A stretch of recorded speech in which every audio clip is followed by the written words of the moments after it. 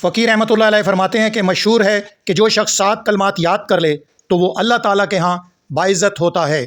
فرشتے اس کی تعظیم کرتے ہیں، اللہ پاک اس کے گناہ بخش دیتے ہیں، وہ سمندر کی جھاگ کی مانند ہوں۔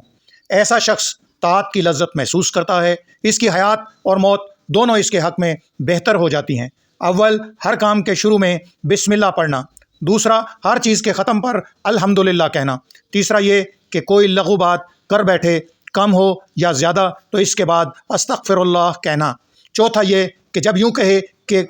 کل فلاں کام کروں گا تو ساتھ ہی انشاءاللہ کہے، پانچواں یہ کہ کوئی ناپسند بات